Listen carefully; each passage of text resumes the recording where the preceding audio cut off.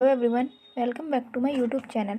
आज हम आपके लिए लेके आए 30 दिसंबर को हुए सीटेट की परीक्षा में आए हुए ईवीएस के 30 क्वेश्चनों को।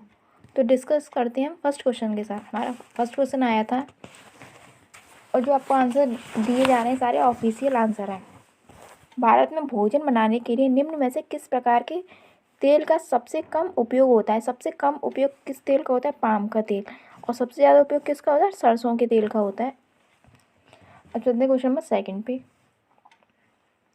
मुख्य अध्यापिका ने ईवीएस की एक शिक्षिका से अपने ऑफिस के अंदर रखने के लिए पौधे चुनने के लिए कहा। निम्न में से वह कौन सा समूह चुनेगी?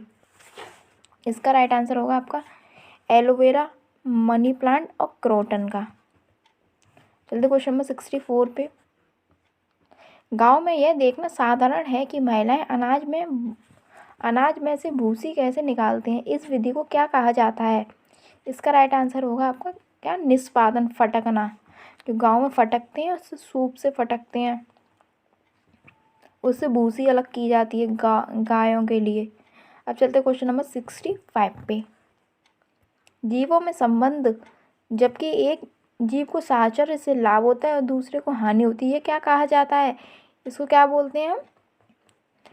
परजीविता। एक को लाभ होता है दूसरे को हानि होती है। चलते क्वेश्चन नंबर 66 पे। विशेष क्षेत्रीय प्रजातियां हैं। विशेष क्षेत्रीय क्या होते हैं? एक क्षेत्र में पाए जाने वाली प्रजातियां, विशेष क्षेत्रीय प्रजातियां। चलते क्वेश्चन नंबर 67 पे। निम्न में से कौन से वनोन्मूलन के परिणाम है? इसका राइट आंसर होगा आपका वायुमंडलीय तापमान में वृद्धि, राइट। वायुमंडल में CO2 के स्तर में वृद्धि, राइट। और बाढ़ और सूखे जैसी प्राकृतिक आपदाओं के होने की संभावना में वृद्धि। वनोन्मूलन क्या होता है? वनों की कटाई करना। इसका राइट आंसर होगा A, B और D। अब चलते क्वेश्चन नंबर 68 पे। ठंडे और गर्म रेगिस्तान को समझने के लिए निम्न में से कौन सा कथन सही है? गर्म रेगिस्तान में अधिक तापमान होता है जबकि ठंडे रेगिस्तान में कम तापमान होता है, ये तो सही है। गर्म रेगिस्तान पर सूर्य और रेत की अधिकता होती है, ठंडे रेगिस्तान में भूमि बर्फ और हिम से आच्छादित होती है। गर्म रेगिस्तान लाल या नारंगी होती है जबकि ठंडे रेगिस्तान स्लेटी होते हैं। गर्म और ठंडे रेगिस्तान में ऋतु के उतार चढ़ाव में महत्वपूर्ण प्रभाव की अनुभूति की जा सकती है। इसका राइट आंसर हो A, B और C। अब चलते हैं क्वेश्चन नंबर 69 पे। वन्य जीवन के संरक्षण के लिए राष्ट्रीय उपवन पार्क महत्वपूर्ण है। भारत में कौन सा राष्ट्रीय उपवन सबसे पुराना है? इसका राइट आंसर हो जाएगा आपका जिम कॉर्बेट राष्ट्रीय उपवन। क्वेश्चन नंबर 70 पे। नीचे दिए गए पदों से बीज के अंकुरण का सही क्रम को पहचानिए। इसका राइट आंसर होगा आपका थर्ड। पहले क्या होगा? बीज एक छेद से पानी को सोखता है, यह बीज आवरण को नरम कर देता है और ये फूट जाता है।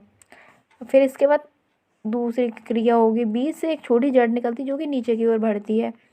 फिर इसके बाद इस स्थिति में बेबी पौधा बीज में उपस्थित भोजन से जीवित रहता है। फिर इसके बाद डी के बाद सी, बीज से अंकुरण होता है और वह ऊपर की तरफ बढ़ता है और पत्तियां आने के बाद अल्पवयस्क पौधा अपना भोजन स्वयं बना सकता है। क्वेश्चन नंबर 71 पे। बाजरे के बीज की खेत से प्लेट तक की सही यात्रा को चुनिए। इसका राइट आंसर होगा आपका फसल काटना, थ्रेसिंग, फटकना, पीसना, गूंथना, बेलना और सेकना। अब चलते क्वेश्चन नंबर 72 पे। लाल आंकड़ों की पुस्तक दर्ज करती है। इसका राइट आंसर हो लुप्त पौधे और विलुप्त जानवर।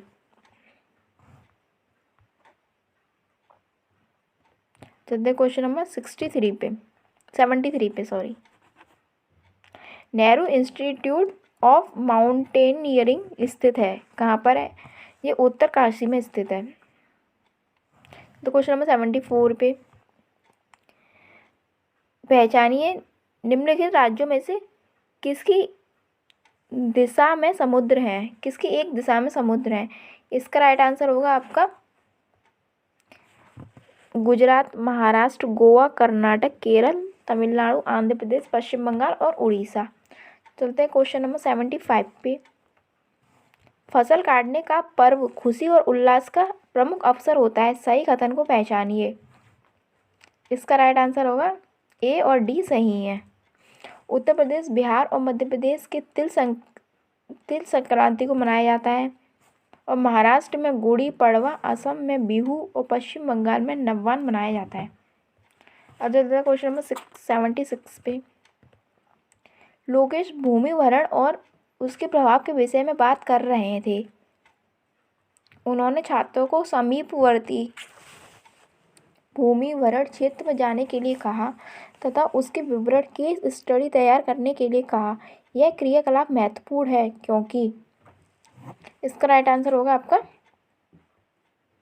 सी और डी।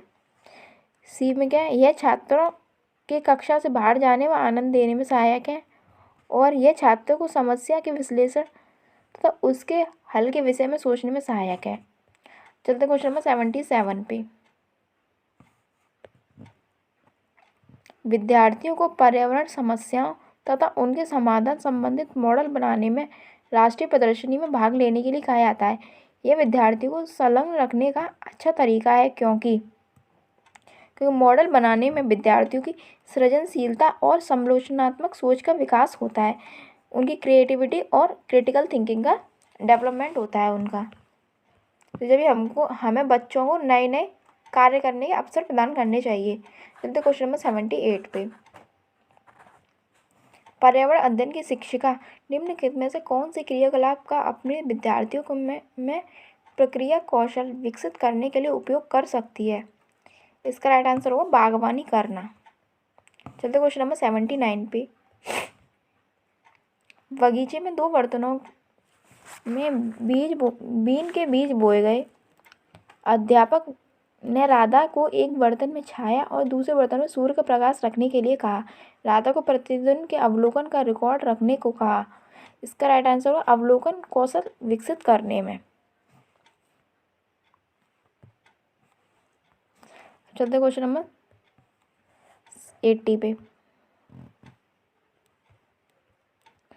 एक पर्यावरण अध्यापक ने अपने विद्यार्थियों को एक पर्यावरण संरक्षक कैसे बना सकता है, सर्वश्रेष्ठ संभावना चुनिए। इसका राइट आंसर होगा उन्हें अपने इलाके के एक पेड़ पौधे की देखभाल करता बनाकर उनसे कह दो कि तुम्हें एक छोटा सा पेड़ लगाना और उसकी देखभाल करनी है। चलते क्वेश्चन नंबर 81 पे। निम्न में से कौन से उद्देश्य खोज आधारित शिक्षण से प्राप्त होते हैं।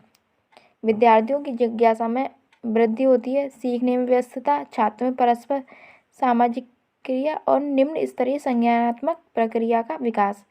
ये तो होगा नहीं इसका, ए, बी और सी।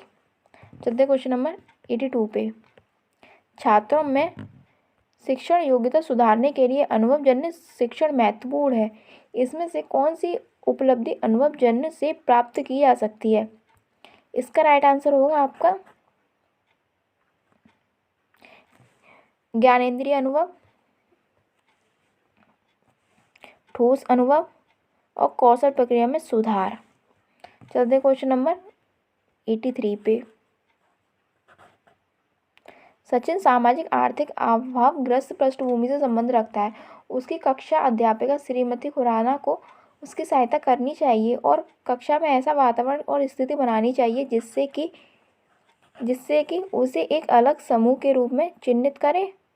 इसका राइट आंसर क्या होगा, जिससे उसके सांस्कृतिक और सामाजिक परिवेश को सम्मान में से देखा जाए।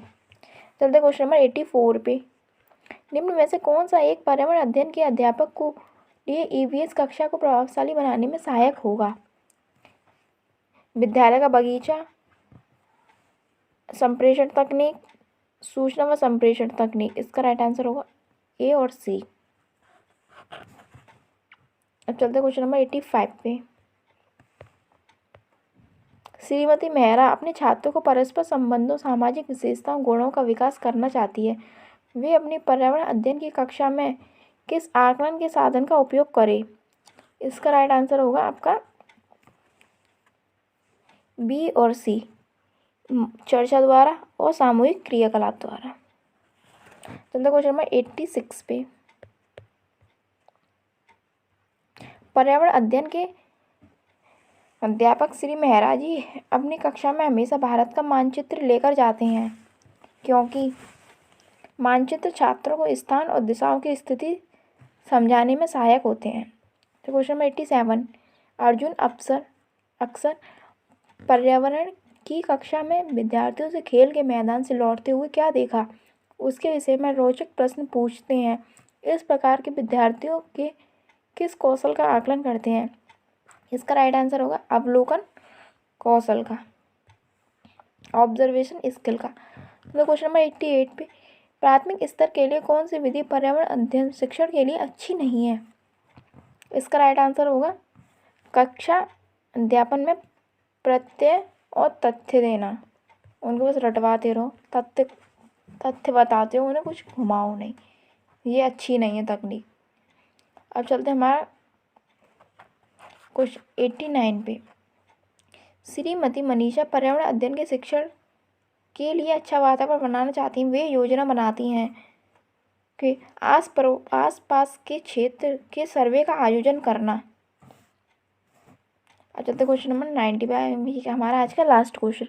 पर्यावरण अध्ययन शिक्षण डैश का अनुसरण करता है? किसका अनुसरण करता है? सामाजिक रचनावादी का। सामाजिक रचनावादी। ये हुए आज के हमारे ईवीएस के कुल 30 क्वेश्चन। यदि आपको हमारा वीडियो पसंद आया तो हमारे वीडियो को कीजिए लाइक और हमारे चैनल को कीजिए सब्सक्राइब। अब मिलते हैं आपसे नेक्स्ट वीडियो में। जय हिंद, जय भारत।